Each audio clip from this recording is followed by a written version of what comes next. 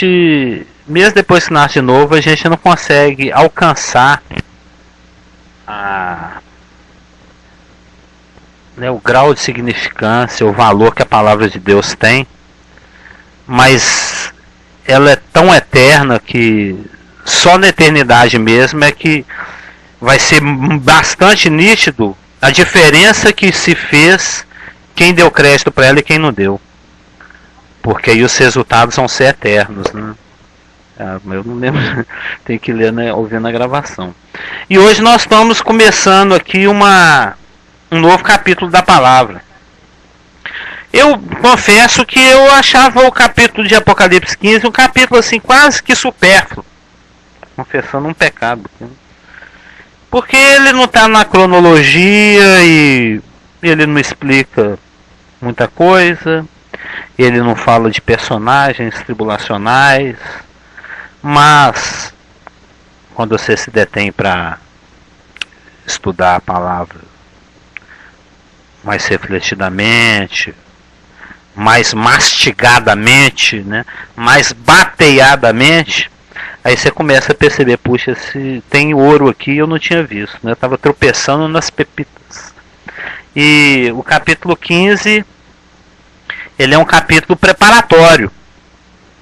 Nós estamos estudando Apocalipse, hoje é o estudo de número quem?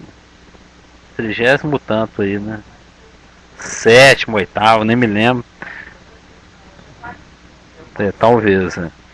E a cronologia de Apocalipse já foi interrompida algumas vezes, né? Foi interrompido por um primeiro parênteses lá no capítulo 7, foi interrompido por um segundo parênteses no capítulo 10, foi interrompido por um terceiro parênteses do capítulo 12 ao 14, e a cronologia vai ser retomada lá no 16. Então o capítulo 15, na realidade, ele não é um parêntese, mas ele também não está na cronologia. Ele é um capítulo preparatório.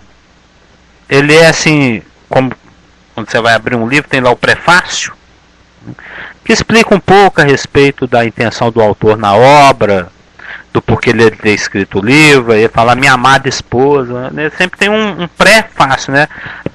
Algo que dá uma certa, te deixa familiarizado com o conteúdo no qual você vai adentrar. E o capítulo 15 ele tem essa função. Ele tem essa função preparatória. Ele tem essa função de explicação.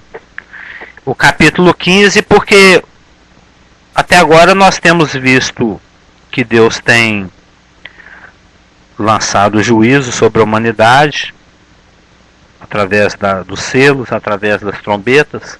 Mas Deus até esse momento ainda tem feito isso muito macrotumicamente. Macro, grande, tem até aquela loja macro, né? Grande, e tumos é sentimento, né? É um tipo de amor.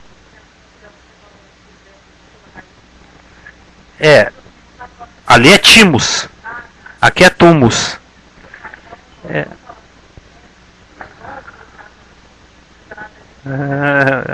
Nervoso. Mas tem vários tipos de amor. Tem o ágape, tem o eros, tem o filei, tem o tumus e tem o epitumus, né? E esse aqui seria o macrotumus, é o que é traduzido por longanimidade. É o que faz com Deus vá adiando as coisas. É a passagem mais celebérrima, onde aparece essa palavra, inclusive no grego é macrotumus, né, que é traduzido por longanimidade, é aquele lá de 2 Pedro 3,9. Não retarda o Senhor a sua promessa, como alguns a julgam demorada. Pelo contrário, ele é macrotumus para convosco, não querendo que nenhum pereça, senão que todos cheguem ao arrependimento. Ou seja, ao longo da tribulação, ao longo desses primeiros 5, 6 anos tribulacionais, vamos dizer assim, nós já estamos aqui na reta final da tribulação, que é quando vão ser derramadas as 7 taças, os 7 flagelos. Deus tem ministrado esses juízos com muita macrotomia, com muita longanimidade, de uma forma dosada. Mas agora a chuva de granizo vem. A parte mais pesada vai acontecer, que está no capítulo 16, de 1 até 21, que são as 7 taças. Então, para que se entenda, puxa, mas que coisa pesada essa aqui dos 7 flagelos, das 7 pragas, das 7 taças?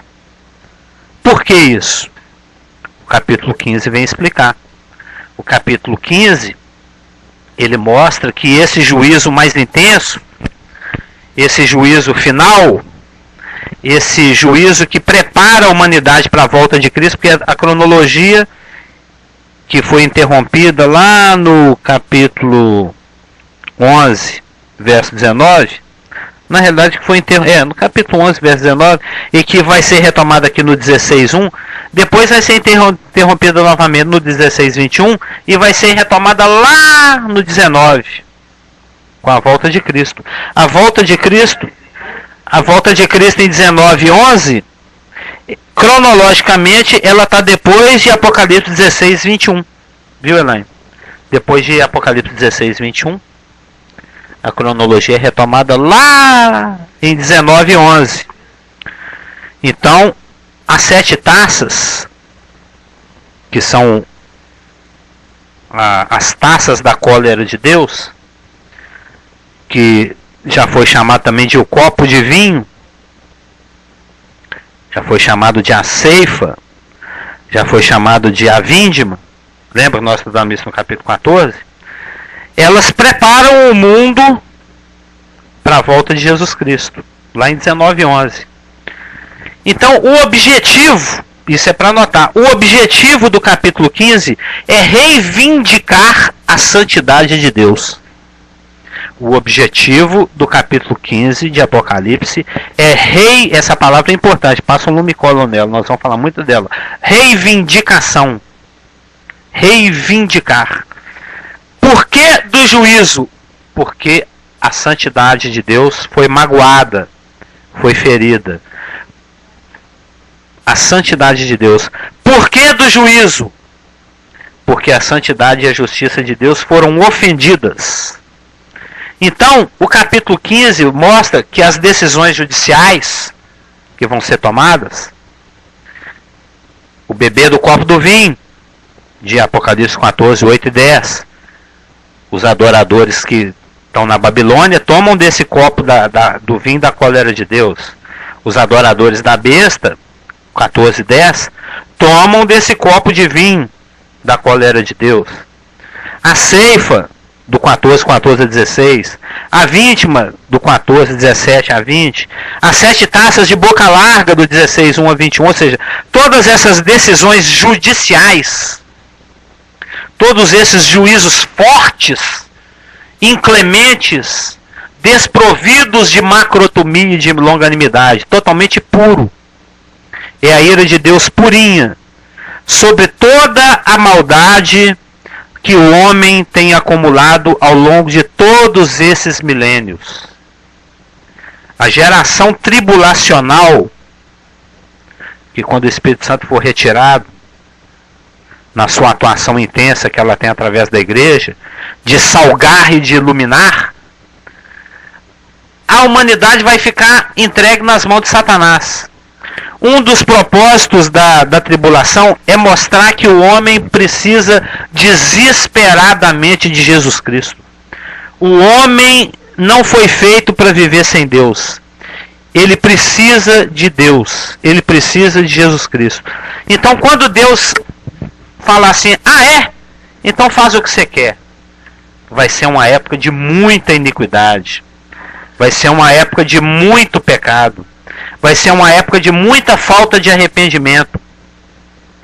Porque essa geração tribulacional, abandonada aos seus próprios instintos naturais, ao seu velho homem puro e natural, ela vem trazer aquela cerejinha do bolo da maldade. Ela vai ser aquela gota que falta para que o pleroma seja alcançado. Lembra? O copo transbordar. Satanás vai ficar à vontade, a humanidade vai ficar à vontade. Então essa geração tribulacional ela vai ser aquela geração que vai representar a humanidade em toda a sua maldade. E é ela que vai ter que beber do copo de vinho da ira e da cólera de Deus. É sobre ela que o juízo das 7 taças de boca larga vai ser derramado. É sobre ela que a ceifa e a vindima vão ocorrer.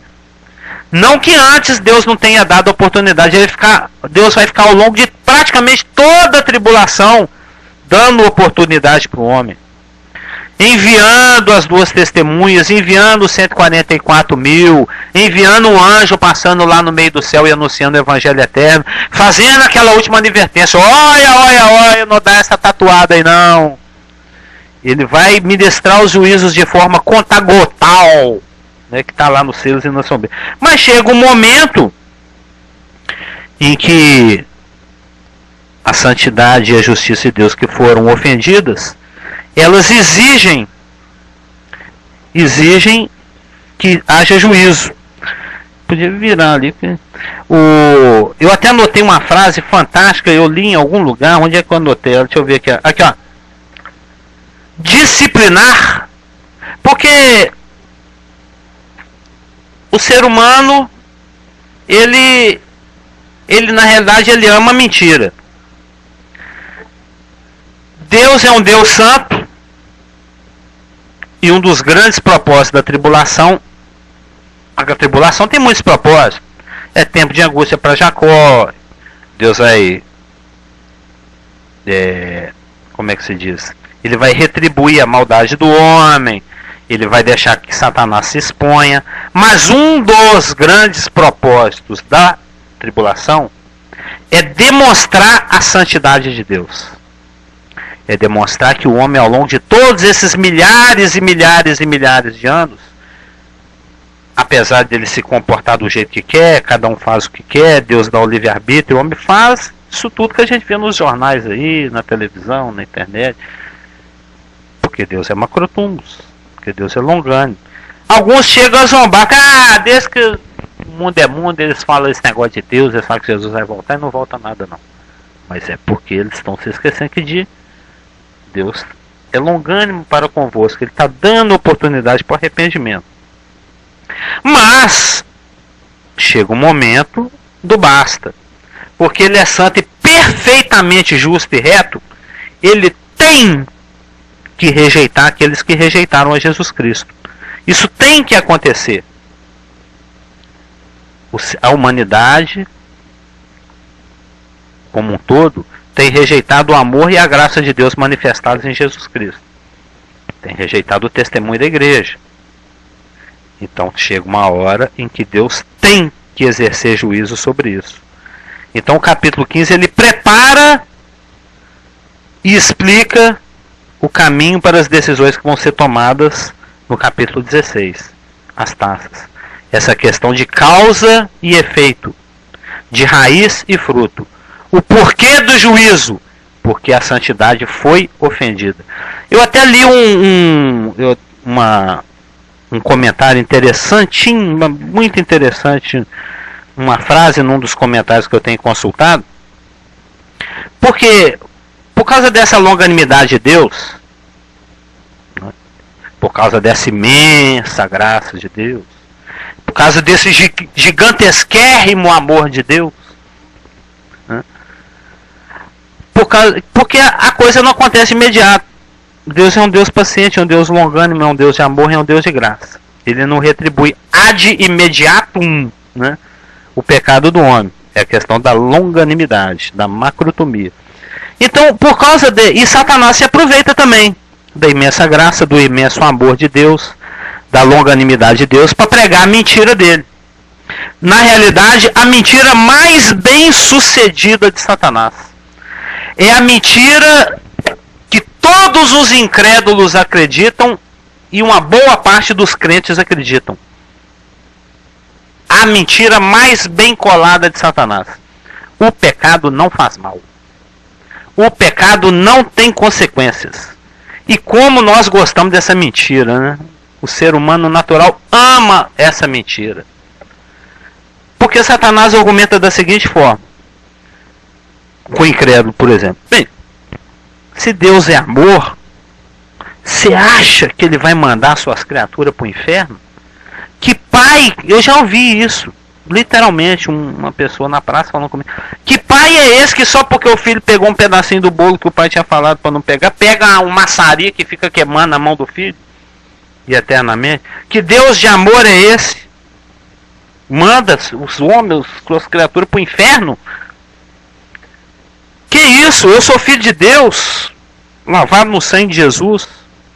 De modo nenhum que vai ter consequência. Então, essa mentira super bem pregada de Satanás, super acreditada no meio evangélico e no evangelho, de que o pecado não faz mal, que ele não tem consequência, é a mentira mais bem sucedida de Satanás.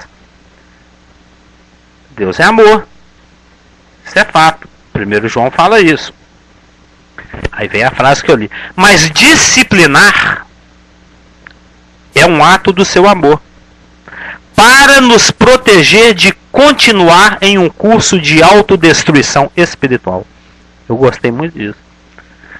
Quando Deus disciplina um filho dele, ele permite uma doença, ele permite um bolso vazio, ele permite alguma tribulação, alguma peirazação na sua vida, quando ele te disciplina, isso é um ato de amor de Deus. Por quê? Porque ele está te protegendo de continuar naquele curso de autodestruição espiritual. Se o ser humano, por exemplo, Provérbios 13, 24, os irmãos podem ir comigo lá.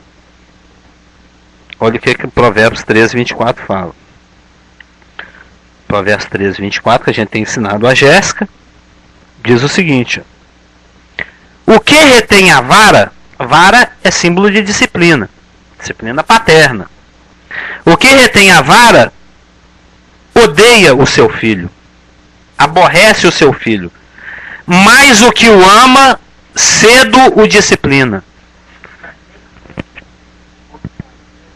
Claro, nem sempre bolso vazio, nem sempre quebrar a perna, nem sempre apanhar e nem sempre bater o gato. É, claro. Não, mas existem, por exemplo, doenças. Um dia a gente pode estudar a disciplina de Deus. Existem várias etiologias para uma doença. Existem várias etiologias para o bolso vazio. Para a glória de Deus, por disciplina, por permissão divina para satanismo. Tem várias, eu tenho estudos sobre isso. Existem várias etiologias para o problema. Etiologia é o porquê. Nesse caso específico aqui, eu estou usando a questão nós estamos falando de disciplina de Deus, nós estamos falando de santidade ofendida e nós estamos falando de disciplina. O que ofende a Deus é o pecado, ele que faz separação entre nós e Deus. Então, quando o crente, nós vamos nos versículos lá de 1 Coríntios e tal, quando o homem insiste em semear na carne, isso aí é Gálatas 6, 7 e 8. Não vos enganeis, de Deus não se zomba. Aquilo que o homem plantar, é isso que ele vai colher. Se ele semeia na carne, ele colhe corrupção. Se ele semeia no espírito, ele colhe vida. Isso é...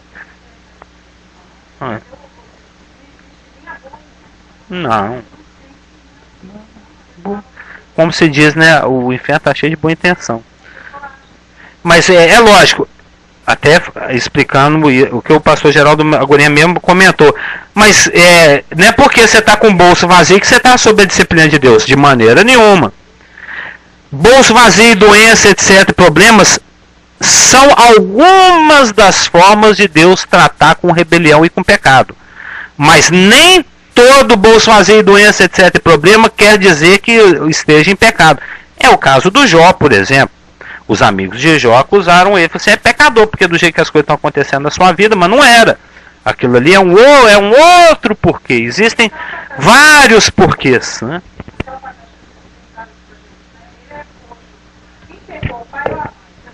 Não é para a glória de Deus, exatamente. Tem vários porquês. Um dia a gente pode até estudar isso. Nesse caso específico que nós estamos tratando aqui hoje, nós estamos pegando do caso particular do crente, mas ao mesmo tempo nós estamos usando isso para ilustrar o caso da humanidade como um todo. A humanidade no seu somatório de pecado, o planeta inteiro, ao longo de todas as épocas, ofendeu a Deus. A justiça e a santidade de Deus foram ofendidas. A consequência é a grande tribulação, em especial o derramado das 7 taças da boca larga. O capítulo 15, esse é o assunto do capítulo 15. A humanidade vai sofrer porque pecou. A taça vai ser derramada porque Deus foi ofendido, entendeu? Esse é o assunto do capítulo 15. Aí nós estamos particularizando aqui. É um princípio universal. O princípio da semeadura e da colheita, que eu acabei de citar, de Gálatas 6, 7 e 8. É o caso da questão da disciplina, de Provérbios 13 e 24. O que retém a vara odeia o seu filho, mas o que o ama cedo o disciplina. Então, papai e mamãe que ama o filhinho dá varada na perninha. Disciplina, vara, correção. Deixa sem internet. Toma o celular e o iPhone e o tablet. Existem várias formas de disciplinar. Porque disciplinar é um ato de amor. Deus está te disciplinando para te proteger da autodestruição espiritual. E esse texto de Provérbios 13, 24, ele fala do mesmo assunto de Hebreus 12. Os irmãos podem abrir Hebreus 12, 6 e 7. Que diz o seguinte, ó: porque o Senhor corrige a quem ama e açoita. Shabata. Hebreus 12, 6 e 7. Que fala o mesmo assunto lá do Velho Testamento de Provérbios 13, 24. Porque o Senhor corrige a quem ama. Ele ama, é um ato de amor. Deus ama porque por isso está açoitando. Deus ama, por isso ele está corrigindo. O pai e a mãe amam, por isso ele está disciplinando e varando. E açoita a todo aquele a quem recebe por filho. É para a disciplina que perseverais. Deus vos trata como filhos. Pois que filho há que o pai não corrige? Que filho há que o pai não corrige? Eu estou tentando derrubar aqui aquele argumento de Satanás. Nossa, mas Deus é um Deus de amor. Ele vai bater? Ele vai matar? Ele vai jogar no inferno? Ele vai derramar taças de ira? Vai. Então, assim como o pecado alcança o seu clímax, clímax era o nome de uma geladeira antiga, lembra? Assim como o pecado alcança o seu clímax com o governo da besta e as iniquidades da geração tribulacional, da mesma forma, a retribuição furiosa da santidade e da justiça ofendidas alcança o seu clímax por meio das 7 taças de boca larga. Entendeu? O pecado alcançou seu clímax por meio da geração tribulacional e por meio do governo bestial. A ira de Deus é alcançar seu clímax por meio do derramar das 7 taças. Concentração, Elaine. Concentração. São 7 taças. 7. Por que 7? Aliás, nós ainda não lemos nosso texto, né? Vamos ao nosso texto? Eu estou explicando o texto em nossos termos lídolo. O nosso texto se encontra em Apocalipse 15, verso 1. Os irmãos estão aí comigo? As irmãs, no caso. Apocalipse 15. Vi no céu outro sinal. Porque ele já havia visto um sinal lá no capítulo 12. Grande e admirável. 7 anjos, tendo os 7 últimos flagelos, ou pragas, pois com estes se consumou a cólera de Deus. Vi como que um mar de vidro, mesclado de fogo, vamos, detalhadamente, Vi um como queimar de vidro, mesclado de fogo, e os vencedores da besta, da sua imagem e do número do seu nome, que se achavam em pé no mar de vidro, tendo harpas de Deus. Eu nem vou ler o restante, que eu acho que... calma, nós vamos explicar tudo detalhadamente. Ó, ouvida espessa, é blindex 8mm. Eu nem vou ler do versículo 3 em diante, que hoje só a nossa 1h30 vai ser só para explicar esses dois versículos. Vi no céu outro sinal grande e admirável. Inclusive eu preparei 12 páginas só sobre esses dois versículos.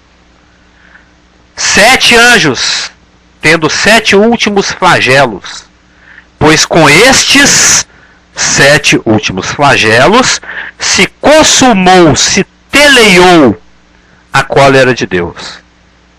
Vi como que um mar de vidro, mesclado de fogo, e os vencedores da besta, da sua imagem e do número do seu nome, que se achavam em pé no mar de vidro, tendo harpas de Deus. 7 anjos, 7 flagelos, 7 é um número muito frequente aqui no Apocalipse, né? 7 é o número da plenitude. 7 é o número da inteireza. 7 é o número da conclusão. Por quê? Esses 7 anjos, que vão aparecer de novo lá no 16:1, quando eles derramam essas 7 taças, contendo os 7 últimos flagelos, eles consumam a cólera de Deus. É o verso 15:1. Pois com estes 7 últimos flagelos, que são as 7 taças da boca larga, se consumou a cólera de Deus. Então 7, por que não são 8 taças, 11 taças, 6 taças? Porque 7 quer dizer inteireza, conclusão. Essas 7 taças, elas mostram que a ira de Deus, a santidade ferida de Deus, a justiça ofendida de Deus vai ser conclusivamente, plenamente, inteiramente, completamente satisfeitas com o derramado das 7 taças. Eu queria te perguntar também, porque eu não sei se tem um versículo ou se nós falamos isso no nosso meio, que a ira de Deus também foi satisfeita na cruz, né? Mas para o perdão, né, do pecado. E agora a ira dele para aqueles que não aceitaram esse perdão. A ira de Deus, é até bom, a sua pergunta é oportuna, é bom que se explique, é claro, a satisfação da questão do pecado foi tetelestada e plena na cruz, com o sacrifício do Cordeiro de Deus. O que está pesando na conta da humanidade é a rejeição dessa oferta. É a rejeição de Jesus Cristo. Isso foi falado mesmo, sei que você estava meio esbaratinado. Foi a rejeição da graça e do amor de Deus. Não falei essas frases aí. É a rejeição da graça e do amor de Deus, manifestos na pessoa de Jesus Cristo, que pagou o pecado do mundo inteiro, é que está pesando aqui na conta da humanidade. É essa rebelião. Porque Jesus Cristo não pode voltar. Jesus Cristo não pode governar as nações. Jesus Cristo não pode implantar o reino dele aqui na terra, sobre todos os homens, sem que os homens concordem com isso. E, após diversos peneiramentos da graça ao longo da tribulação, a humanidade vai sobrar, como a gente leu nas semanas anteriores, a questão da vindima e da ceifa, totalmente seca, totalmente podre, não tem mais o que salvar. Então fica esse restolho humanoide aqui, que não aceita Jesus Cristo, não ata nem desata, não desempata o samba de Deus. Então isso tem que ser julgado. essa rejeição tem que ser rejeitada. E são justamente eles que enchem a medida da humanidade. São justamente eles que completam a medida de... Vão receber, exatamente, é aquele velho princípio de Deus, da questão da... Lembra em Deuteronômio fala, em Êxodo também fala, eu faço misericórdia até 1000 gerações, mas visita a iniquidade dos pais nos filhos até a 3ª e 4ª geração. Então a iniquidade de todas as gerações ímpias ao longo da história vai ser visitada na geração tribulacional, que por sinal vai ser a geração mais pecadora de todas as gerações, de todas as épocas. Vai juntar a fome com a vontade de comer, como se diz, né? Vai ser uma questão oportuna. Então são 7 anjos com 7 flagelos, porque no derramar da última gota da última taça,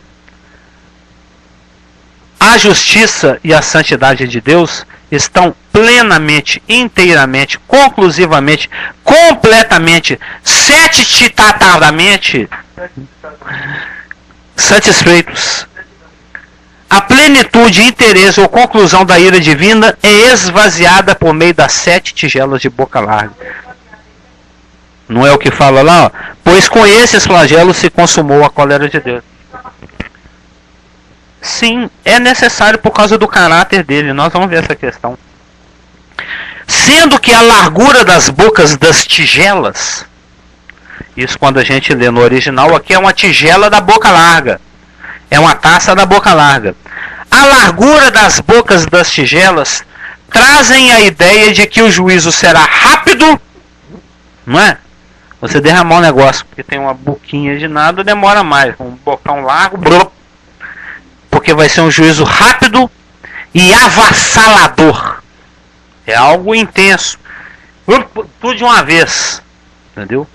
Pois com esses flagelos se teleia, com esses flagelos se consuma a cólera de Deus. Se teleia a cólera de Deus. O verbo aqui é teleio, que significa completar, por fim, alcançar o propósito. Viu, Elaine? Pois com esses flagelos se teleia a cólera de Deus. Ou seja, a cólera de Deus alcança o seu propósito em quantidade, em número, em grau e em efeito. A ira de Deus encontra o seu ponto culminante e alcança o seu propósito quando a última gota da última tigela pinga sobre a cabeça da humanidade. E no verso 7 diz: deu aos 7 anjos 7 taças de ouro cheias da cólera de Deus. Está dando problema técnico? Não. Ah, tá. Isso. Deu problema, foi não?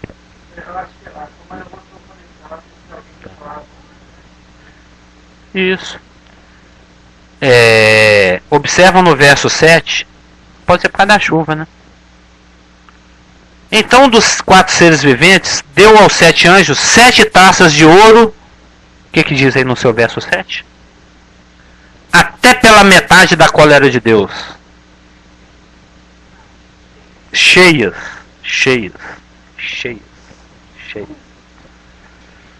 Cheia no grego é um particípio descritivo. Cheia no grego é um particípio descritivo que significa cheio até a borda. Já viu quando eu ponho refrigerante para vocês assim, que não dá nem para pegar no copo? Se balançar, derrama. É assim que vão estar essas taças. O anjo vai ter que ser um anjo equilibrista, né? Para marchar solenemente com essa taça, ó. Ira de Deus, nitroglicerina. Cheia até a tampa. Cheia até a beiradinha. O que o Espírito Santo quer dizer ao usar um particípio descritivo? Quando ele usou a palavra cheia. Cheia. 15:7, exatamente. o Espírito Santo está apontando aqui para o fato que nada ficará sem retribuição. Cheio até a tampa, cheio até a borda. Ele é completo, 7 e até a borda, total. Ou seja, é um juízo extremamente grave, rápido, né, em uma sucessão rápida e devastador. Salmo 76, 7. Nada ficará sem a retribuição. Salmo 76, 7 diz o seguinte: Tu, sim, tu és terrível se te iras. Quem pode subsistir à tua vista? O salmista está aqui. O Asaf, esse cântico não é de Davi, né? O Asaf está dizendo: Tu, sim, tu és terrível se te iras. Quem pode subsistir à tua vista? É aquela velha história, igual a gente conhece algumas pessoas assim, Deus é desse tipo. Nossa, ele é muito bonzinho, mas quando fica nervoso, ele é muito bonzinho, mas quando fica nervoso, e vai ser a primeira e única vez em que Deus vai ficar totalmente nervoso, porque é algo judicial, porque é algo necessário, porque é algo exigido, porque senão aquilo que começou a acontecer lá desde aquele versículo de Ezequiel, até o dia que se achou iniquidade em ti. Lembra? Nós estudamos isso há uns 20 anos atrás. A queda de Lúcifer. Sim, sim. E Deus é tão longânimo, olha só, coisa que acontece milhares de anos. Ele vai acertar as contas agora no futuro aí, vamos dizer em 2036. Está lá na frente ainda. Hipoteticamente. Olha o tanto de pecado, o tanto de rebelião, o tanto de atrocidade. Olha o que já aconteceu na história da humanidade. Em termos locais, pessoais, nacionais, continentais. Estou pensando assim, alegoricamente, que nesse tempo todo, essa taça foi sendo colocada ali dentro. Aquela ira. Aí Deus vai guardando. Vou guardar mais um pouquinho. Vou guardar. Chega um momento que essa taça não cabe mais, ele vai derramar. Isso é a doutrina do pleroma. Deus falou para Abraão: sai da tua terra, e levou ele ficou peregrinando lá na Palestina, mas ele não tomou posse da Palestina naquela época. Teve que esperar 400 anos. Ele falou: até que a medida dos amorreus se encha. Lembra dessa passagem?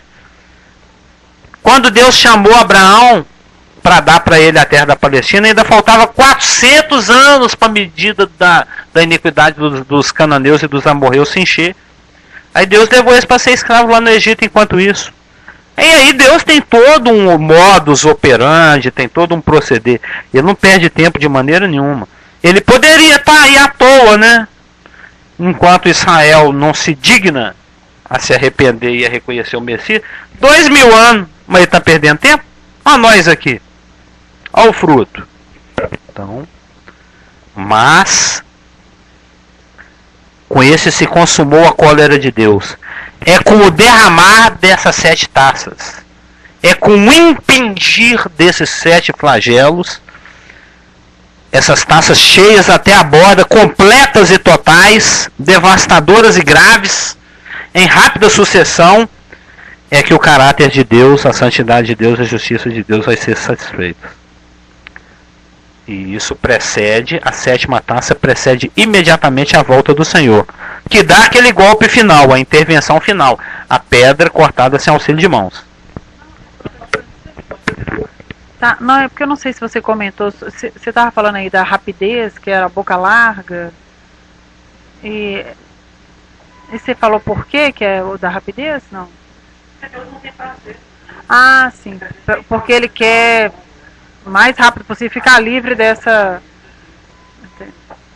É rápido porque o pai não tem prazer em ficar batendo no filho 2 dias e virou tortura.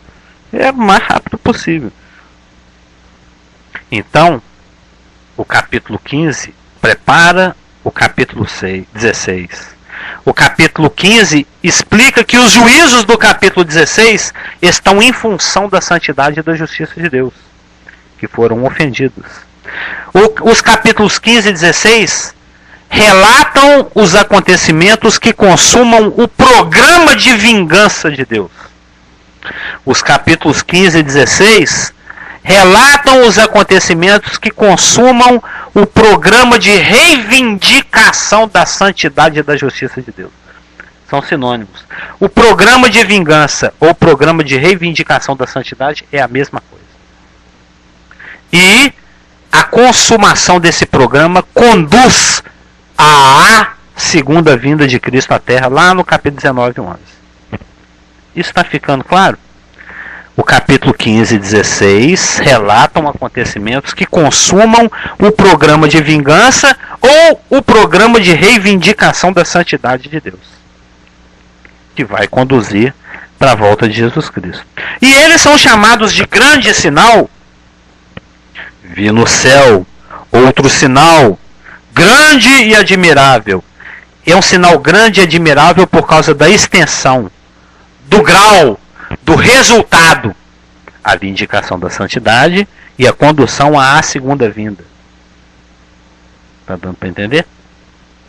Por isso eles são chamados de grande sinal. E esses acontecimentos, os 7 flagelos, eles constituem aquele terceiro ai que foi anunciado lá no 11:14. Abre o 11:14 aí que você vai ver. Já foram 2 ai. Eis que em breve, ou sem demora, tá vendo? Sem demora, é uma rápida sucessão, é uma coisa rápida. Vai rolar o terceiro ai. Então esses acontecimentos constituem o terceiro ai. Lá do 11:14. Estes julgamentos, eles não são vingativos. Eles são vindicadores. Esses flagelos, essas 7 taças, eles não são julgamentos vingativos. Eles são vindicadores. Vindicador de quê, Elaine? Da santidade e da justiça de Deus. Exatamente. Eles são chamados de as 7 pragas ou 7 flagelos. No grego, a palavra que é traduzida, tem versão que traduz por flagelo, tem versão que traduz por praga. Mas literalmente no grego, que fala assim, no 15:1, tendo os 7 últimos flagelos. Na realidade, no grego é assim, tendo os 7 flagelos, os últimos. Tendo, literalmente no grego é assim, tendo as 7 pragas, as últimas. A palavra que é traduzida por praga aqui no grego é golpe, ferida, peste, calamidade. E ela é uma metáfora do julgamento divino. E essa construção, a forma como a coisa está construída aqui no texto grego, ela chama atenção para 2 coisas. Uma que o Carlinhos está com sede, alguém podia pegar água dele. Ela chama atenção para 2 coisas. São os últimos dos julgamentos de Deus para esse período. Que período é esse, Elaine? A tribulação.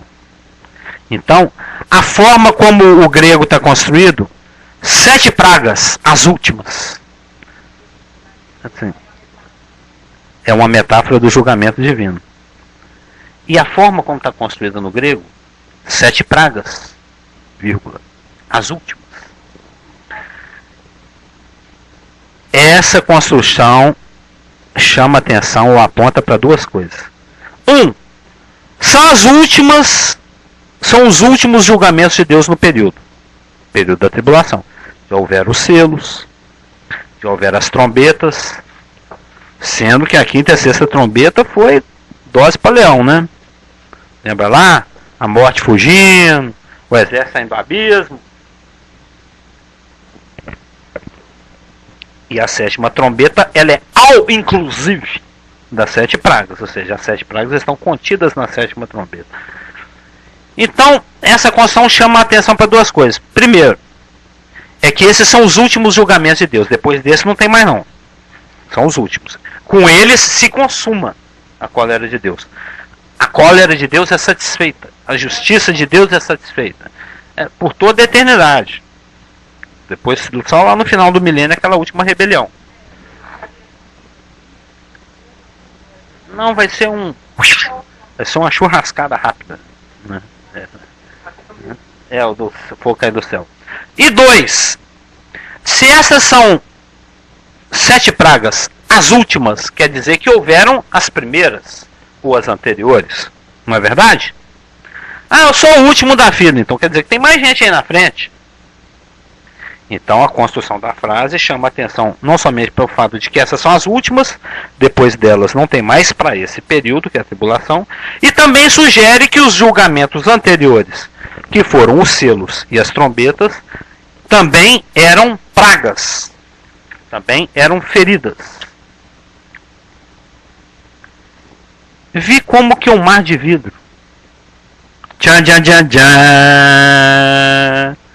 Finalmente, Elaine. Vi como que mar de vidro mesclado com fogo. Esse mar de vidro não é a primeira vez que aparece em Apocalipse. Não é verdade? Onde ele já apareceu? Vocês que são as garotas que anotam tudo. Aonde ele já apareceu antes? Capítulo 4. Sobe aqui. Lembra? A sala estava cheia. Sobe aqui. Aí João chega lá naquele lugar grande, imenso. Um trono armado, provisório. Olha o 4:6. Lembra do trono? Vocês têm memória, né? Lembra? Anjo pra cá, miríade pra lá, a igreja glorificada e coroada, serafim e um trono armado. Tem aquele trono provisório, que vai ser usado durante o período tribulacional. É o trono a partir do qual se ministram as pragas, selos, trombetas e taças.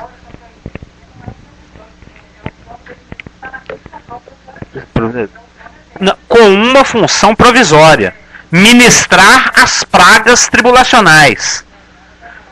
Selos. É porque Deus tem vários tronos. Não, Deus tem um. Nós falamos sobre Deus tem o trono eterno. Ele tem o bimá de juízo das nossas obras. Ele tem esse trono provisório que ele é usado durante o período da tribulação para ministrar as pragas. Ele tem o trono de glória que vai ser usado para julgar as nações e os israelitas que sobrevivem à tribulação. Ele tem o trono branco. São vários tronos. E olha o verso 6. Então não é a primeira vez que aparece o mar de vidro. Adiante do trono, como que mar de vidro, semelhante ao cristal. Não é a primeira vez que aparece esse trono, esse mar de vidro. Então começa a imaginar a cena. Tem esse trono de execução de juízo tribulacional, sobre o qual Deus está sentado. E da mão do qual está sentado, o Cordeiro tomou a posse do livro septuplamente selado. E está abrindo o selo. Estou imaginando a cena. Deus Pai Todo-Poderoso está sendo... Que, aliás, vai ser o nosso assunto de Daniel também, agora domingo.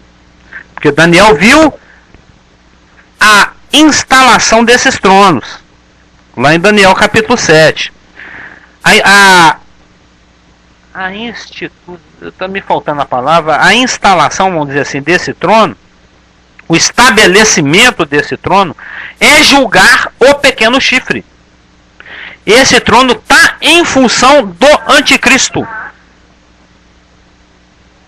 Estabelecimento.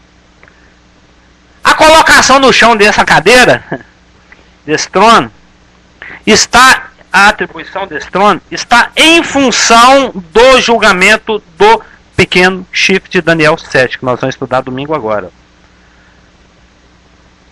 Observa lá, Daniel 7:9, é o nosso assunto domingo que vem. Continuei olhando até que foram postos uns tronos, e o ancião de dia se assentou.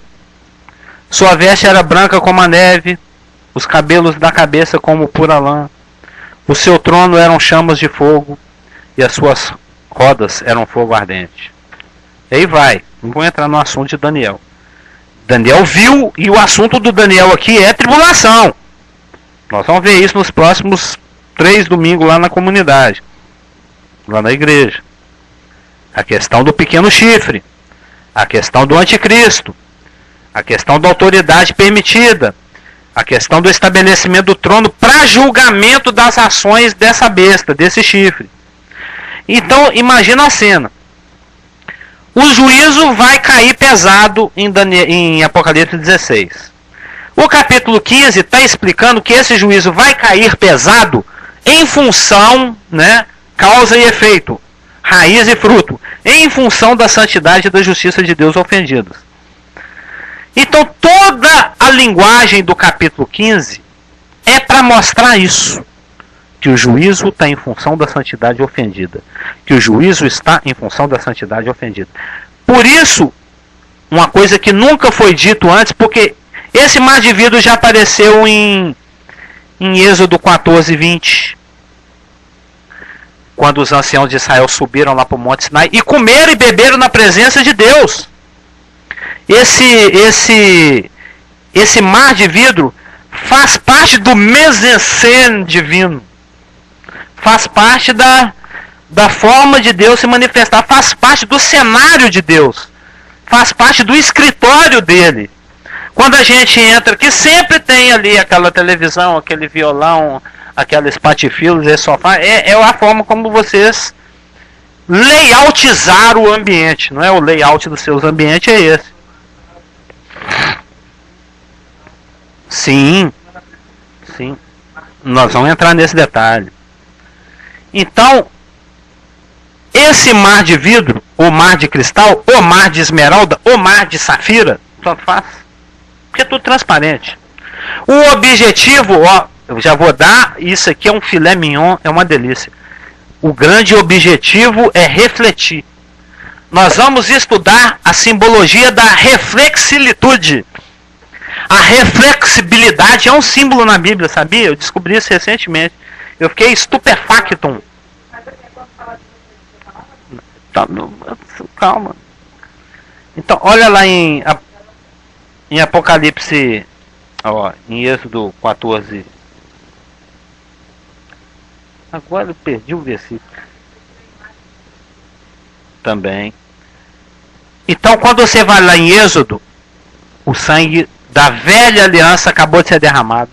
A velha aliança está sendo inaugurada. Deus, os anciãos, 70 anciãos de Israel, comem e bebem diante da presença de Deus. E diante do trono de Deus tem como que o mar de safira. Então um texto aqui de Êxodo. Eu achava que era Êxodo 17. Não é 14, 20. É 15. É assim que eu devia ter marcado esse texto. Eu o li, mas não o marquei. Mas é só procurar aí nas concordâncias. Mar de safira. Oh, ele sobe no Monte Sinai, ele dá as tábuas da lei. Blá blá blá. Aí os anciãos sobem e comem na presença de Deus. E na presença de Deus tem um como que mar de safira.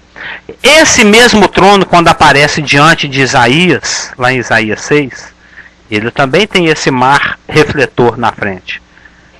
Mar de safira, mar de vidro, mar de cristal. Em Ezequiel também, a mesma coisa. Quando o trono de Deus, aqui no caso o trono móvel, tem o batimóvel, tem o papa móvel e tem o trono móvel. Deus tem um trono móvel, sabia? Ele tem um trono móvel.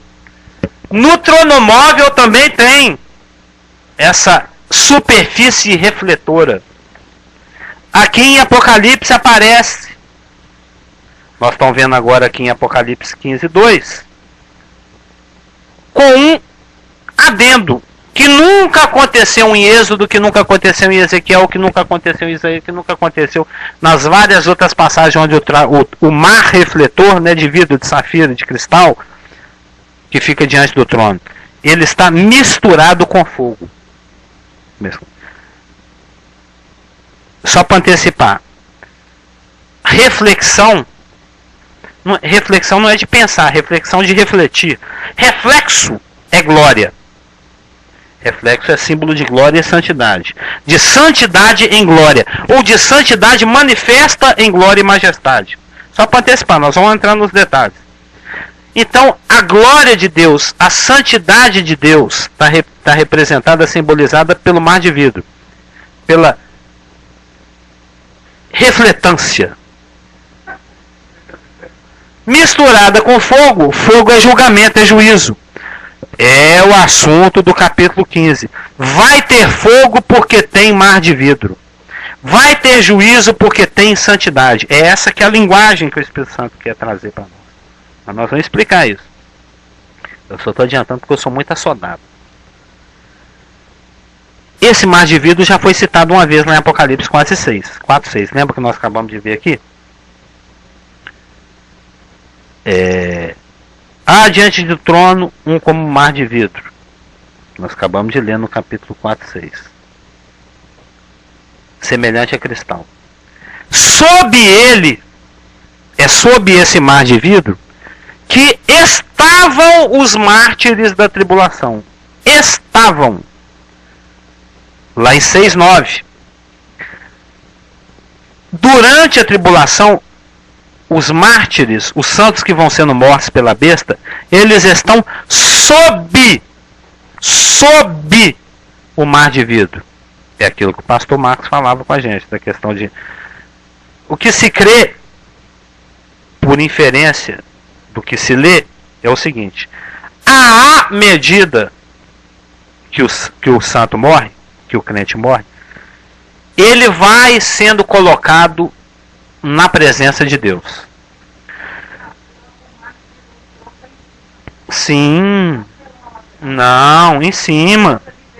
Calma, nós vamos ver mais detalhe ainda. Só para antecipar, daqui a pouco a gente vê os versículos, que depende de uma exegese, a gente ficar comparando texto. O cenário é o seguinte: tem o trono. Sob o trono tem uma grande plataforma refletora, que é o mar de vidro, o mar de safira, o mar de esmeralda, o mar de cristal. Então o trono, sim, existe uma grande superfície. Ela tem que ser vítrea.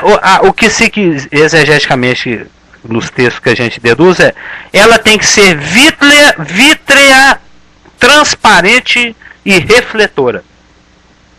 Ela tem que ter transparência e ela tem que ter a capacidade de refletir. Por isso que em alguns textos é falado de safira, outros esmeralda, outros é cristal, outros é vidro. Então tem essa plataforma vítrea, esse blindex 8mm, essa plataforma vítrea. Sobre ele está o altar, está o trono. Então Deus está sentado aqui. O trono e a pessoa dele são refletidas pela refletância da superfície.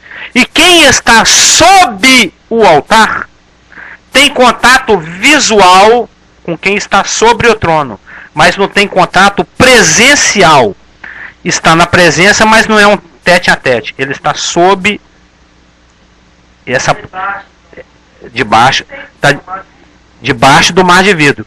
E diante do trono e sobre o mar de vidro e sobre as cabeças daqueles que estão sob a superfície vítrea, tem um altar. Lembra?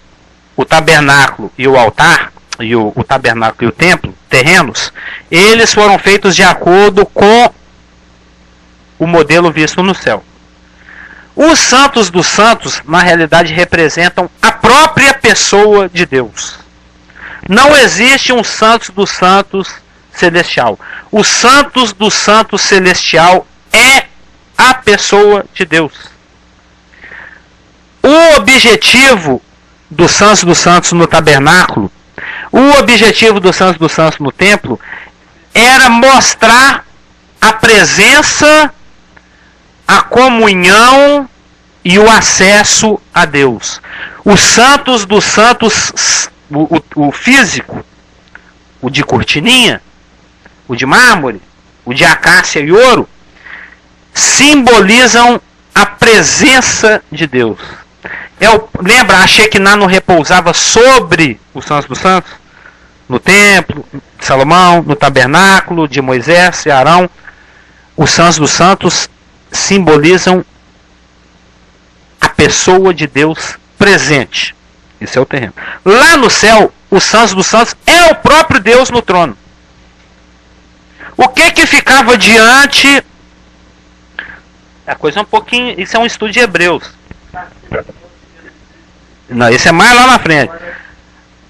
Entre o Kadosh, o santuário, e o Kadosh Kadoshem, que é o Santo dos Santos, tinha uma cortina. Quem é a cortina? O véu representa quem? Jesus Cristo. Ele é o acesso. A carne dele teve que ser rasgada para o homem entrar na presença de Deus. Agora é livre. Não tem mais cortina. O próprio Deus, a própria cortina se fundiu com os santos dos santos. O acesso está livre pelo novo e vivo caminho aberto por Jesus Cristo, pelo corpo dele, que é o véu rasgado, derramando sangue na bacia do propiciatório, que fica dentro do santo dos santos, sendo que ele é a oferta, o ofertante e o objeto que recebe a oferta do ofertante. Ele é o cordeiro propiciatório, ele é a propiciação, ele é o sangue propiciador, e ele é aquele que propicia, e ele é o propiciado. Isso é a doutrina da propiciação. Ele é o Deus ofendido, ele é o sacerdote que intercede entre o Deus ofendido e o pecador. Ele toma o lugar do pecador, ele é a ovelha, o cordeiro em função do pecador, ele é o sangue que derrama em função do pecador, ele é o propiciatório, aquela tampa que fica em cima da Arca da Aliança, recebendo o sangue da propiciação. Ele é tudo. Tudo isso é acima de Jesus Cristo. Ele é a obra dele. Quando a gente fala que é tetelestai, a gente não tem noção. Quando você estuda, você fica... É uma coisa fantástica. E na presença entre os santos dos santos, que é a próprio Deus sentado no trono, o que tem imediatamente quando você... Que eu estou do lado de dentro aqui, né? Vamos colocar lá de fora. Entrou pela parte externa a porta, o altar do holocausto, a bacia de bronze. Você entrou dentro do santuário. Do lado direito, os pães da preposição. Do lado esquerdo, o amenorá, o candelabro de 7 braços. À frente, o altar do incenso, que é a comunhão por oração. O alimentar da palavra, os pães. O iluminar e habitar, reselar e ungir e batizar do Espírito. E a comunhão com Deus pela oração. Deus fala com você, você fala com Deus. Tudo através do Espírito. A última coisa antes de se entrar dentro do Kadosh Kadoshem, os Santos dos Santos, é o altar do incenso. Incenso é oração. Nós aprendemos as 200 semanas atrás. Então, voltando aqui para o tabernáculo celestial, Deus é o Santos dos Santos assentado sobre o trono. O trono dele está em cima do mar de vidro. Debaixo do mar de vidro estão os crentes de cada dispensação. A cada dispensação reveza-se o uso desse espaço. Atualmente está sendo ocupado pelos santos da igreja. Por que eles estão lá? Por que eles não estão na presença de Deus? Aí a gente tem que entrar em 1 Coríntios 15. Porque tem que se completar. Nesse momento porque tem que se completar um outro aspecto. Mas um pouquinho, é só para não entrar no assunto, né? Mas ele tem que ser... Está ali também, mas em repartições diferentes, vamos dizer assim. Aí você tem que estudar a simbologia lá de Levítico. Por número, assim que o número completa, forma-se o time. É a questão, nós vamos estudar isso, é a questão dos tagmas, dos pelotões. Hein? Tá, mas num outro pelotão. É a questão do tagma. É porque é um outro assunto. Vamos dizer assim. É a transferência do seio de Abraão. É a transferência do seio de Abraão. É porque é uma outra história. Assim que a igreja desocupa, é ocupado pelos santos tribulacionais. Em frente, os santos dos santos, tem o altar do incenso. Então tem o trono está em cima do mar de vidro. Em frente ao trono, também em cima do mar de vidro, está o altar do incenso. E debaixo do altar do incenso, que fica sobre o mar de vidro, estão os santos. Os santos vão orando, a oração sobe e é jogada em cima das brasas que estão no altar do incenso. Sendo que as brasas, elas vêm lá do altar do holocausto, que é a primeira coisa lá perto da porta da tenda. As brasas o altar do holocausto é aquele altar que representa o sacrifício vicário de Cristo, substitutivo. Sim. Não, nós estamos falando de tribulação agora. Igreja já foi arrebatada, o Ivan falou semana passada. Não, aqui só citei, mas nosso assunto aqui agora é tribulação. Não. Nós estamos orando aqui, nós estamos falando aqui dos santos aqui do capítulo 6, ó. Clamavam em grande voz dizendo: até quando o soberano Senhor não vingas nem julgas nossa ainda. E isso está lá no 6:10. Quer ver? Olha o meu resumão aqui, ó.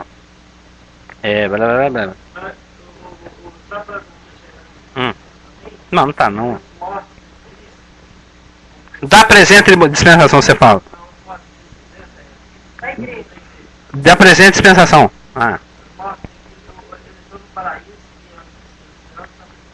Sim. Muito provavelmente debaixo desse mesmo altar de vidro, que é o lugar de se colocar santo morto. Sim. Não. Aí agora nós vamos voltar para o nosso assunto tribulacional.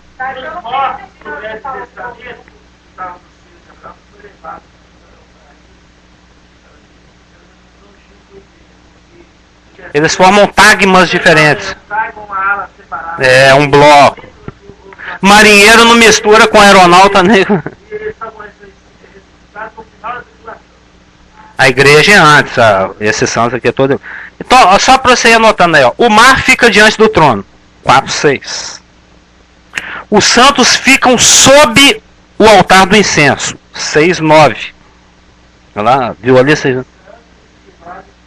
Santos da tribulação. É o que nós estamos estudando aqui, do 15:2. E sobre o mar de vidro, olha o 15:2 aqui, ó. Vi como que um mar de vidro mesclado com fogo, e os vencedores da besta da sua imagem e do número do seu nome, que se achavam em pé no mar de vidro. Durante a tribulação, eles estavam sob o mar de vidro. No final da tribulação, eles estão em pé. Lembra que no capítulo 14, Praça 7, Sião, meu amor, me encontra às 7 horas. Jesus Cristo marca um encontro com os santos vivos da tribulação no Monte Sião. Apocalipse 14:1. Olhei, e eis o Cordeiro em pé sobre o Monte Sião, e com ele os 144 mil. Esses 144 mil estão representando aqueles que perseveram até o fim e sobrevivem à tribulação. Estão lá no Monte Sião, aqui na terra. Aqui na terra. Eles representam os santos vivos. 15:2. Vi como que o mar de vidro mesclado de fogo, e os vencedores da besta da sua imagem e do número do seu nome, que se achavam em pé no mar de vidro, tendo harpas de Deus. Aqui nós estamos falando dos santos que morreram durante a tribulação. Dos santos mártires. Aqueles que lá no 6:9 estavam sob o altar falando: até quando, ó soberano, santo e verdadeiro, não julgas e vingas o nosso sangue daqueles que habitam sobre a terra? Aí Deus fez uma promessa: espera, aguenta a mão mais um pouquinho, vão esperar completar o número dos seus conservos. Aí no nosso parêntese do capítulo 7, a gente tem um flash forward do que vai acontecer lá no final da tribulação, quando esses santos vão estar em pé sobre esse mar de vidro misturado com fogo. Que alguém pergunta assim: esses aí quem são? Esses aí que estão vestidos de veste branca, com palma na mão, são os que vieram da grande tribulação. Eles lavaram suas roupas, suas vestes, alvejaram no sangue do Cordeiro. Lembra dessas passagens? Então, 14:1 fala dos santos que sobrevivem à tribulação, em pé no Monte Sião, vivos aqui na terra. Apocalipse 15:2 falam dos santos que foram marginalizados, perseguidos, mortos pela besta. Nós vamos entrar nesse detalhe também, mas eles são chamados de vencedores. Nós vamos ver que aqui tem um ek, tem um triplo ek no grego aqui.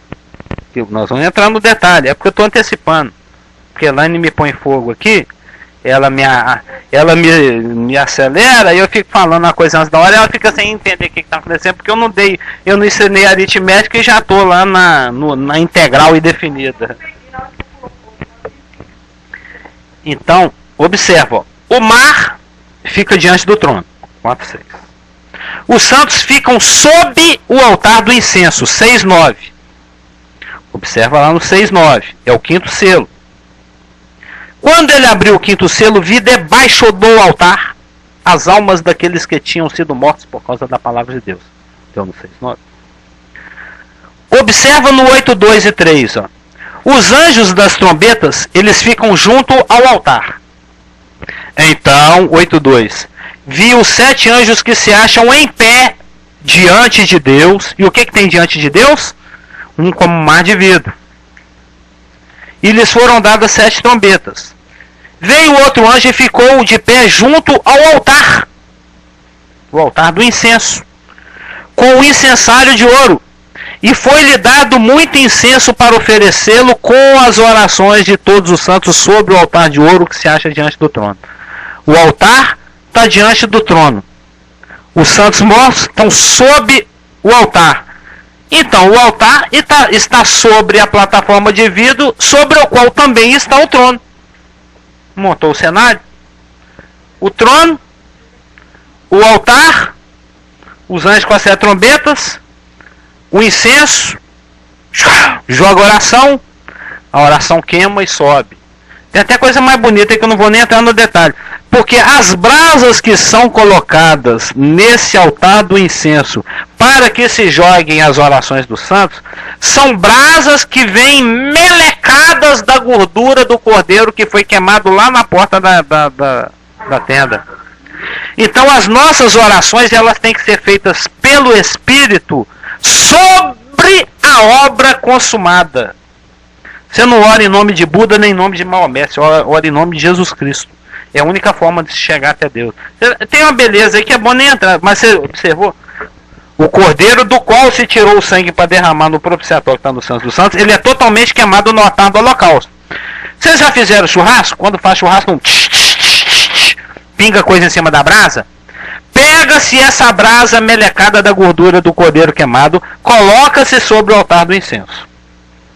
Pega-se as orações dos santos, joga-se sobre as brasas melecadas da gordura do cordeiro queimado, cujo sangue foi retirado para se jogar em cima do propiciatório, para ser oferecido como uma oferta pela nação diante de Deus no Santo dos Santos. Então, as nossas orações não são nossas, elas são feitas em cima de algo que já foi pré-construído por Jesus Cristo. Nada é nosso, tudo é nele. Sem mim nada podeis fazer. Então, esse altar contém as orações dos santos que oram sob ele. Entendeu agora aqui que você está ficando confuso aí? Eles estão lá debaixo do altar, orando. O anjo vai lá, recolhe. Tem oração aí? Tem. Recolhe, põe na mochila, chega lá e joga em cima do altar. Do incenso que está diante do trono. Então, esse grande piso imóvel e vítreo diante do trono, ele reflete uma imagem, não reflete? Ele é vítreo, ele é polidinho, ele é de cristal, ele é de esmeralda, ele é de safira, ele reflete. Não reflete, mãe? Cristal não reflete? Vidro não reflete? E o que ele reflete? O mar de vidro está diante de quem? Do trono. Então ele reflete uma imagem. Ele reflete a imagem daquele que se assenta no trono. Então, isso é em vermelho, ó. Esta extensão vítrea refletora, essa imagem, essa mentalização toda, foi desenvolvida pelo Espírito Santo para comunicar o conceito do reflexo. O reflexo da glória de Deus. Sabe o que significa Lúcifer? Sabe o que significa Lúcifer? Reflexo de luz.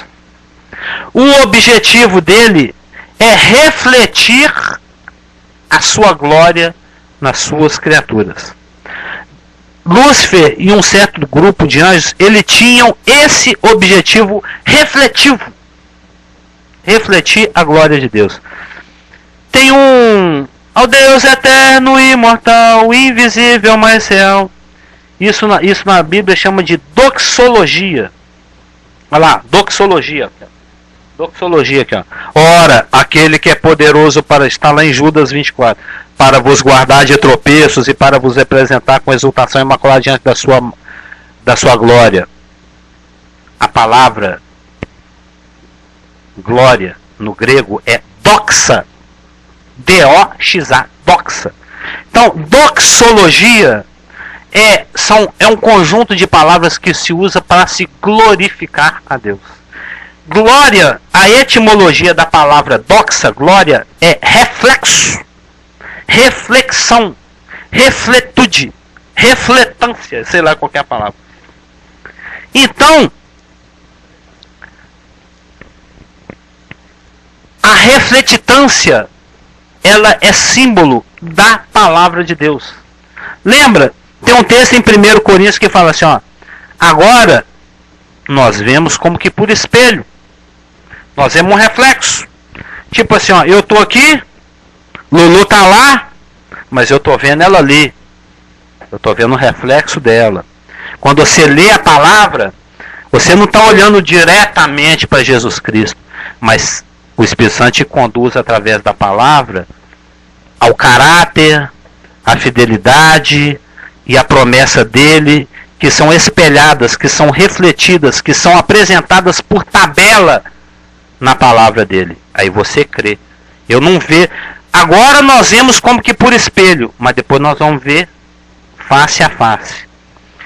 Tiago 1,23 fala, olha, você não pode ser um negligente praticante da palavra, porque senão você vai ser igual aquele homem natural que chega diante do espelho e fala, tô com espinha aqui, tenho 3 fios de barba, e depois vai embora e esquece daquilo que ele viu. Tiago 1,23, e antes eu tinha citado 1 Coríntios 13,12. Reflexo é símbolo da palavra de Deus. Reflexo é símbolo da palavra de Deus. Eu estou trazendo esse conceito aqui.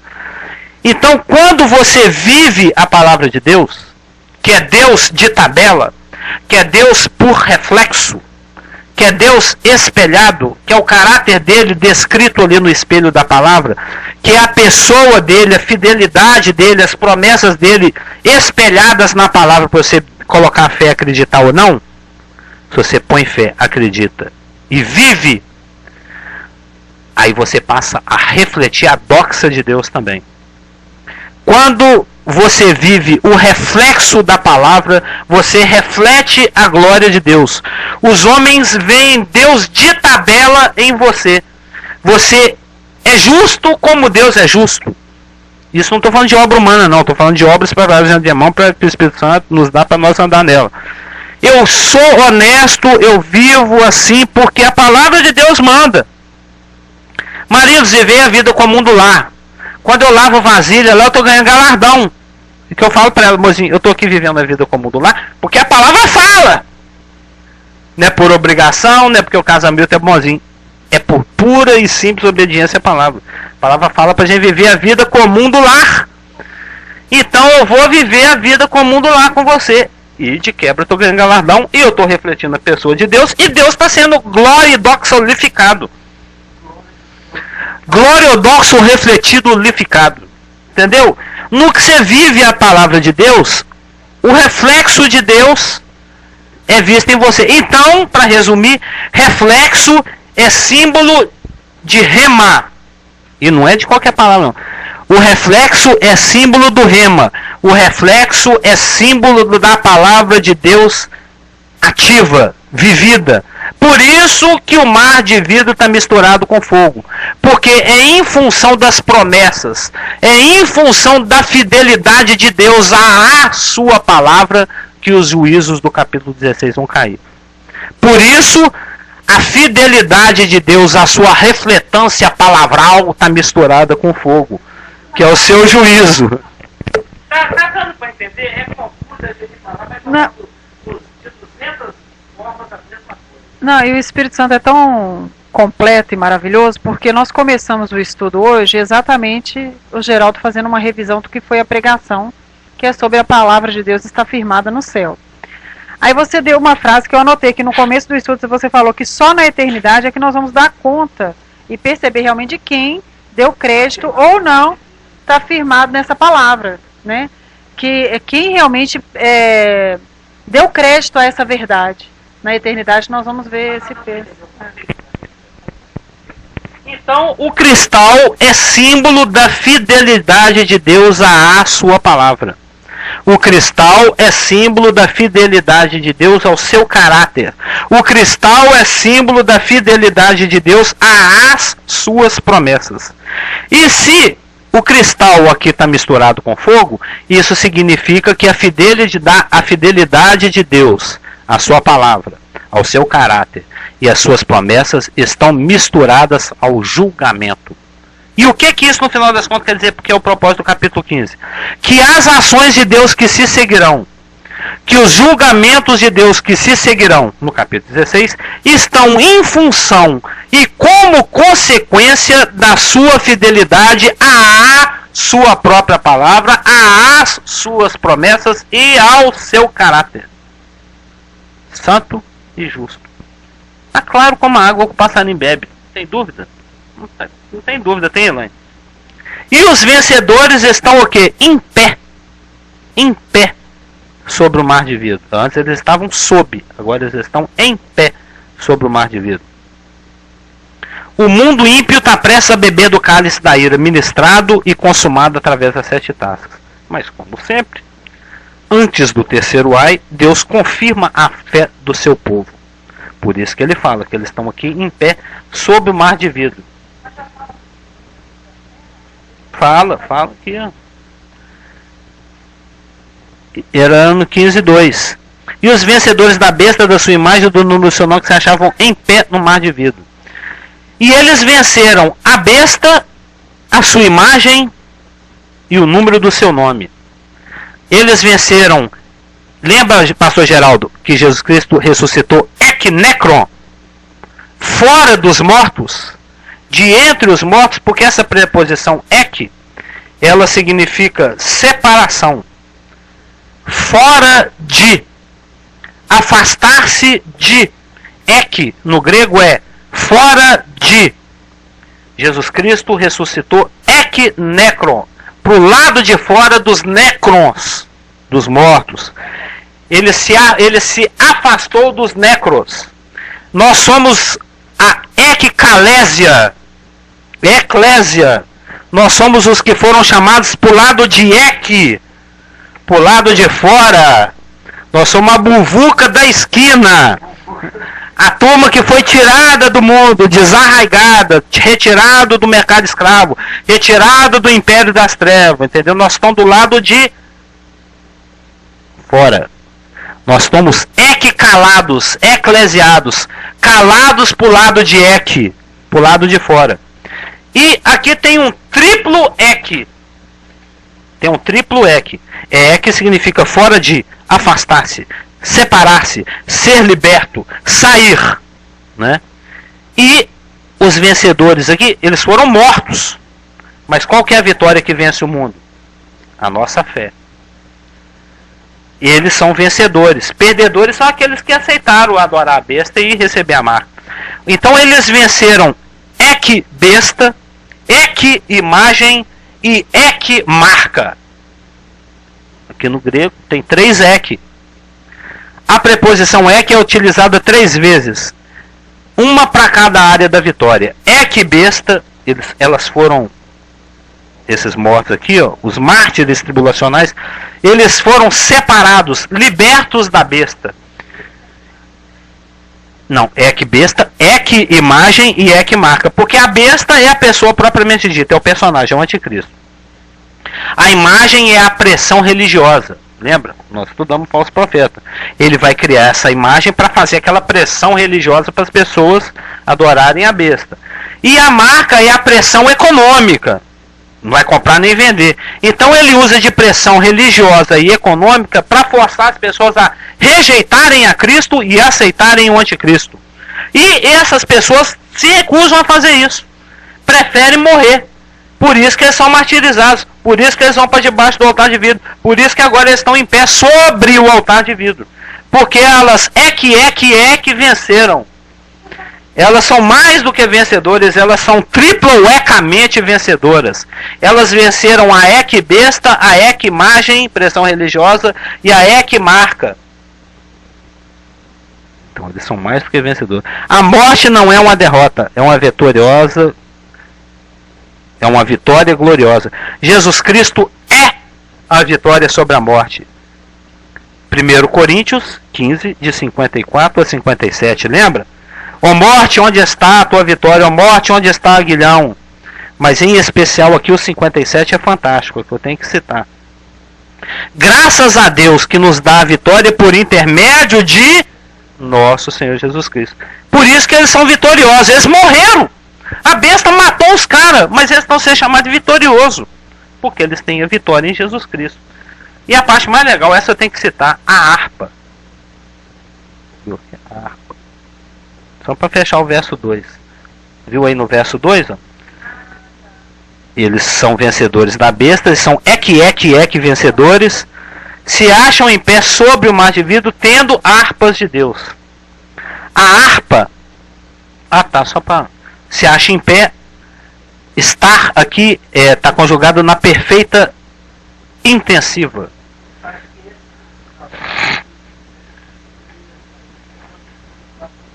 Sim, também. Que significa permanência da posição. É a inversibilidade e indefecabilidade da salvação. Você não perde. Uma vez salvo para sempre, eu lembro. 24:10. Eu estava com 14:10, né? Que é uma das vezes em que o mar de vidro, safira, esmeralda, porque aparece também em Ezequiel e aparece também em Isaías. E viram o Deus de Israel sob cujos pés havia como pavimentação de pedra de safira, que se parecia com o céu na sua claridade. Êxodo 24:10. Porque eu estava com 14:10. Eu estava com 14 por causa do Cântico de Moisés, que é o assunto da próxima aula, que está lá em 14:15. Harpa. A harpa é símbolo de louvor e adoração. Observa aqui, ó. Tendo harpas de Deus. O verbo no grego aqui é um presente descritivo. O verbo está conjugado na flexão presente descritivo, que aponta para a continuação de uma atividade. Eles têm harpas de Deus, então eles vão continuar tendo aquela harpa ad eternum, ad infinitum. Entendeu? É um presente descritivo, é um presente que nunca mais acaba. É uma atividade que nunca mais vai cessar. Que atividade é essa? De louvor e de adoração. Porque a harpa é símbolo de louvor e símbolo de adoração.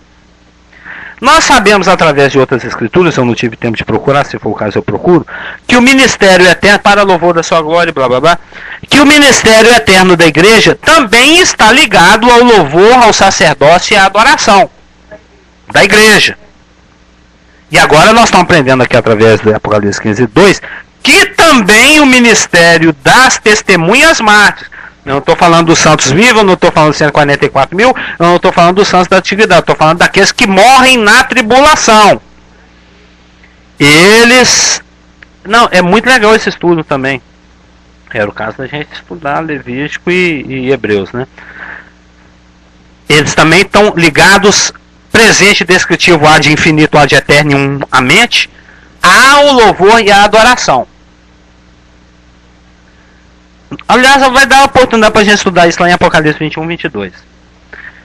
Então, quando você estuda a doutrina da adoração eterna, que chama, você percebe que vai existir um relacionamento entre esses dois grupos. Entre igreja glorificada e santos da tribulação, os que são mortos, glorificados. vai haver um relacionamento ad eternum entre a igreja e os santos e os mártires tribulacionais, vamos chamar assim.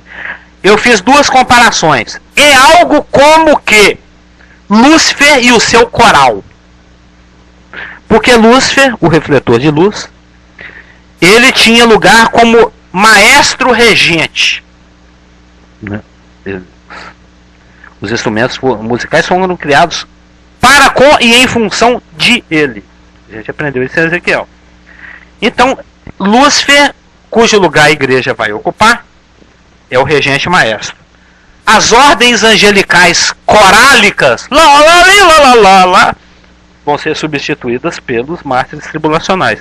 Então vai haver uma relação como que aqui existia entre Lúcifer e os corais angélicos, e como aqui existe entre o maestro e o seu coral.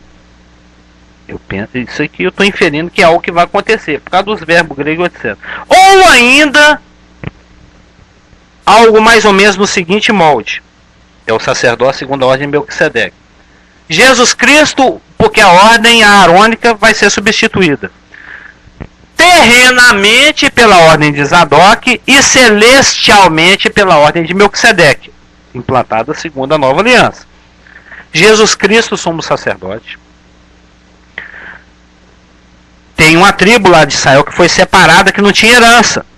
Que tribo era essa? De Levi. Sendo que a tribo de Levi era dividida em 3 grupos, em 3 grandes famílias: Gerson, Coate e Merari. E sendo que da família dos coatitas tinha uma família em especial, a família de Arão, que era aquela que entrava, mas tinha função para todo mundo. Limpar os espevitadores, limpar a grade, bater o prego, fazer o martelo, desossar o negócio, lavar as vasilhas, tinha tarefa para todo mundo. Isso aí é assunto lá de Levítico. Os coatitas faziam uma coisa, os meraritas faziam outra coisa, os gersonitas faziam outras coisas. Então tem lá na eternidade, na adoração eterna, tem Jesus Cristo, o sumo sacerdote. Tem a igreja, que é como que a família de Arão, que é uma parte da grande família dos coatitas, e os santos tribulacionais seriam os gersonitas, os meraritas e o restante dos coatitas. Então é algo desse tipo. A igreja, ela cuida especificamente do sacerdócio. Os santos tribulacionais cuidam do serviço mais pesado, vamos dizer assim, né? Assim como os meraritas, os gersonitas e as outras famílias dos coatitas. Então, você vê que se você for parar para esmiuçar, a palavra de Deus vai aprofundando, aprofundando, aprofundando. E ele vai ficando mais cada vez mais confusa, mais sem caderno, mais doidinha. Amém. Podemos orar? O pastor quer orar por nós? Então na semana que vem a gente continua a partir do verso 3. O cântico de Moisés e o cântico do Little Lamb.